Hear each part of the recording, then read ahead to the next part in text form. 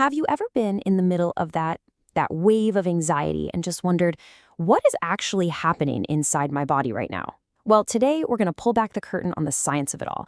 We're looking at anxiety not as some kind of personal failing, but as a biological process, one we can actually understand and, even influence.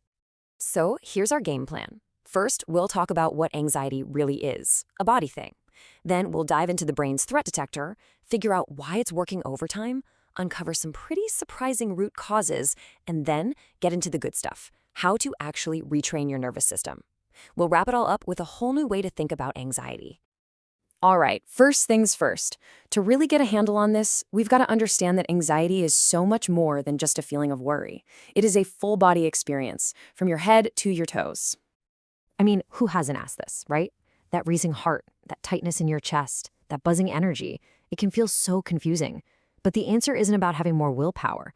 It's literally wired into our biology, into these ancient survival systems that are just trying to protect us. And here is the absolute key. Think of anxiety as a state of dysregulated energy. This involves everything: your brain chemistry, the little energy factories in your cells, the mitochondria, and your entire hormone system. It is a physical event. It's not just in your head. The easiest way to think about it is like this. Your nervous system has a gas pedal and a brake. The sympathetic system, that's the gas. It revs you up for action. The parasympathetic is your brake. It calms everything down. Now, with chronic anxiety, it's like your foot is just stuck, slammed on the gas, and that poor brake pedal just can't get a word in edgewise. Okay, so let's shift gears and look at the brain itself. What's actually keeping that gas pedal floored? What's triggering this whole thing? This is a brilliant way to picture it. Deep in your brain, you have this little almond-shaped structure called the amygdala. Its main job is to constantly scan your environment for danger, kind of like a smoke detector in your house. It's a super important safety feature. Now, this is where it gets really interesting. In a healthy system, the smoke detector goes off when there's a real fire. Makes sense. But with chronic anxiety, that detector becomes way, way too sensitive. It starts going off for burnt toast, a stressful email, getting stuck in traffic. It treats these minor things like they're a 5-alarm fire. And when that alarm goes off, it kicks off this lightning-fast chain reaction.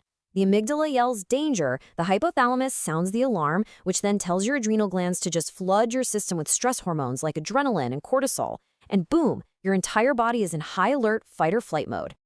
And when that system is firing all the time, well, that's where these very real physical feelings come from. This isn't imaginary. That restlessness, the racing thoughts, the pounding heart, that is the direct result of your body being marinated in stress hormones, constantly ready for a threat that isn't really there. Okay, so we get it. The smoke detector is overly sensitive. But why? What's causing that sensitivity in the first place? Why is it stuck on high alert? Okay, now this is absolutely fascinating. Turns out one of the biggest players might not even be in your brain. It's in your gut. A healthy gut actually produces calming chemicals like serotonin. But when your gut is out of balance, it can create inflammation that literally travels up to your brain and cranks up the volume on those anxiety signals. But it's almost never just one single thing. It's usually a combination, a perfect storm of factors. You've got chronic stress, not getting enough sleep, maybe you're low on key nutrients, and all of these things work together to keep your body's alarm system stuck in overdrive. And this chart really just drives the point home. This isn't just a mental thing, it has real, systemic effects on your entire body. We're talking everything from your heart and your digestion to your immune system and even your ability to think clearly. It's a whole body problem, which means it needs a whole body solution. So I know this can all sound a little bit intense, but here's the really empowering part. Because this is a physical process, there are tangible physical things you can do to retrain your nervous system. You can literally teach your body how to feel safe again. And look, this isn't about hiding anxiety or trying to crush it. It's about sending your body little signals of safety. Simple things, right? Slow, deep breathing. That directly hits the brake pedal.